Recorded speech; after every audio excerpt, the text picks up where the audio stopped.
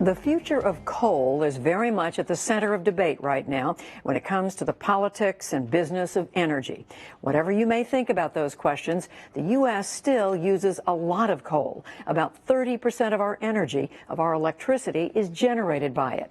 For some, the holy grail is new technology that captures some of coal's worst problems with greenhouse gases. Miles O'Brien reports on the largest facility trying to do so. It's part of our weekly series on the leading edge of science and technology. At the W.A. Parish Power Plant southwest of Houston, they are piling up coal, getting ready for another long, hot, aggressively air-conditioned summer.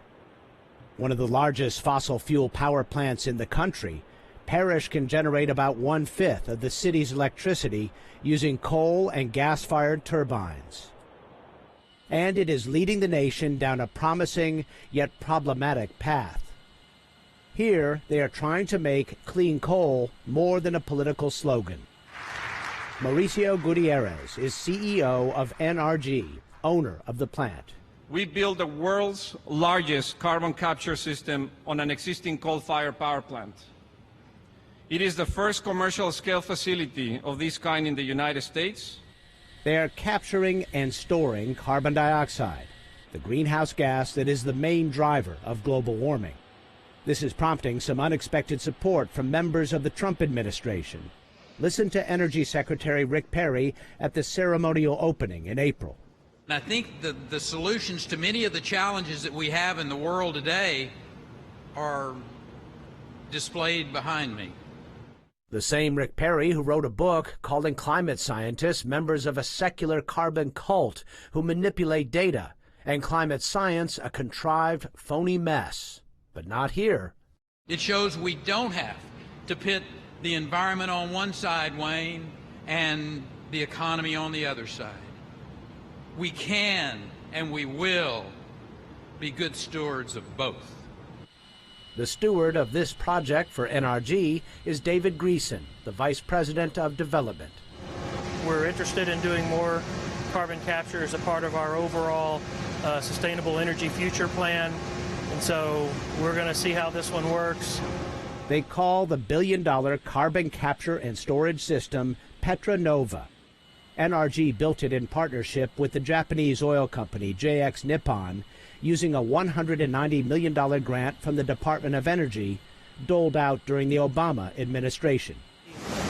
So we're capturing about 200 tons of CO2 per hour.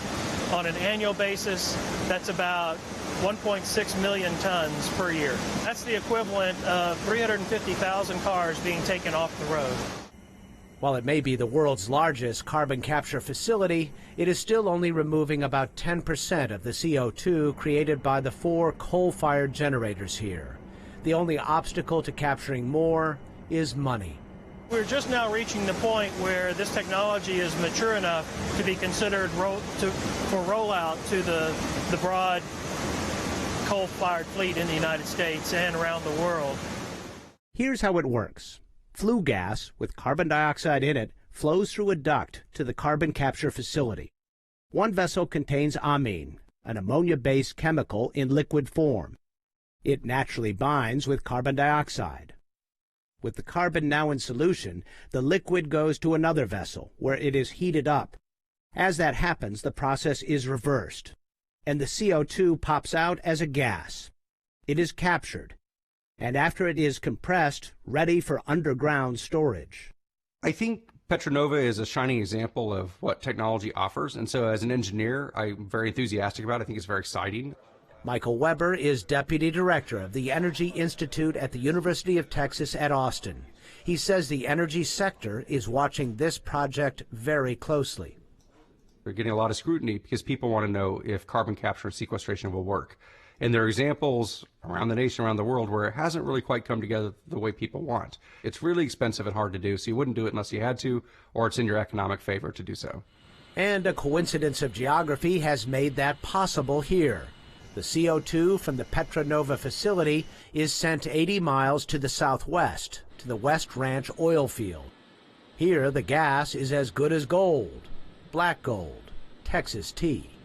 That was the hope. If you marry up a partnership between a CO2 emitter, where they can capture the CO2 and reduce their CO2 emissions, but then that CO2 can be used to increase oil production. That's really a win-win.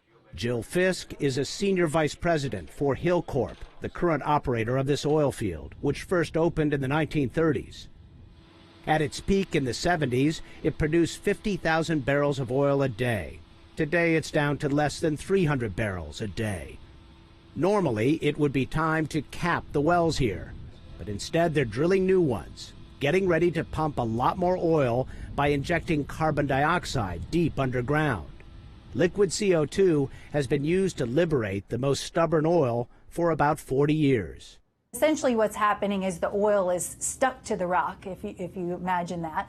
The CO2 is injected, it dissolves into that oil that's stuck to the rock, loosens up the oil, lightens it up, so it can then flow toward a producer and produce additional oil. At West Ranch, we're expecting to recover an additional 60 million barrels of oil that would otherwise be left in the ground and be unrecoverable without a project of this type.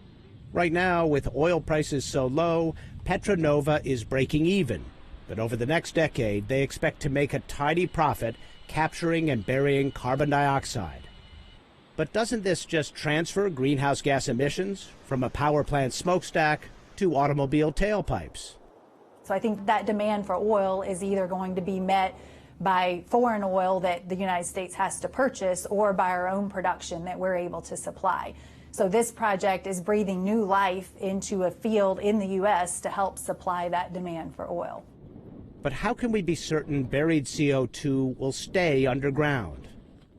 Scientists from the University of Texas are running tests at 22 monitoring wells at West Ranch, getting baseline data so they will know later if the injected CO2 triggers some unintended consequences, like earthquakes or the release of deep-dwelling salt water, minerals, or chemicals. At this test site in Austin, they are finding new ways to monitor the buried CO2. You ready to start? Yes. They pump the gas into groundwater to simulate leaks. They use a sensor that measures light. It is coated with a polymer that thins when it reacts with CO2. If there's any trouble, the sensor detects more light and an alarm is transmitted automatically. Geologist Sue Havorka leads this effort. We need to get good enough to provide value to the atmosphere, and we need to avoid unacceptable consequences. Havorka analyzes deep rock core samples stored in a cavernous warehouse at the Bureau of Economic Geology in Austin. She says there are ample places to bury carbon dioxide produced by all types of fossil fuel power plants, not just coal burners. That would be a monumental step toward addressing climate change. If consumers want to use coal and want to reduce the carbon from that, the system to do that is ready to go. They have to pay for it. It's not outrageous. It's totally possible, but it's not free. Up until now, clean coal has been nothing more than a marketing myth. It could become a reality at no small cost, but at a small fraction of the toll if industry does nothing to stop global warming. In Richmond, Texas, I'm Miles O'Brien for the PBS NewsHour. And as Miles just said, costs are just one of the questions about whether this model could be replicated more widely. And Miles joins me now from Boston. So Miles, tell us more about why, so this is the first plant of its kind. What are the challenges in trying to replicate this somewhere else and getting the same results? Well, Judy, the secret sauce of this one, according to the innovators behind it, is they reduced the cost of creating the carbon capture. When I say cost, the cost in power. Normally, what the assumption is that it reduces the output of any given power plant by as much as 30% in order to run the carbon capture system. What they did in this case was they decided not to use the actual turbines which light the lights that I'm using right now, but rather a separate cogeneration plant, a smaller power plant on site that can be run much more efficiently. And they say that it's costing them about 15% of the power generating capacity of that plant. So that's a big hurdle that they've gotten over. Now, 15% is still a big number. And unless you have some commodity the CO2 has some value, the business model doesn't add up just yet. And you were telling us, Miles, there are also some physical challenges as well.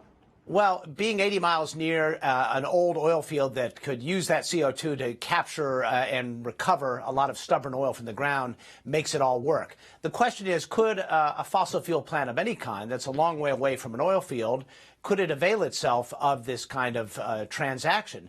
And CO2 can be pumped in pipelines for an indefinite amount of distance, as long as you recompress every now and then, sort of have a booster system in.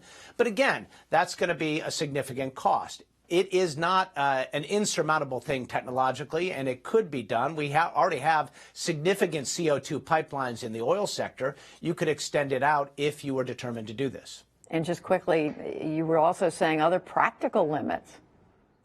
Well, yeah, it's the limits on this are there are some concerns, for example, about putting CO2 in seismically active places, for example. You wouldn't want to bury CO2 underneath San Francisco, for example.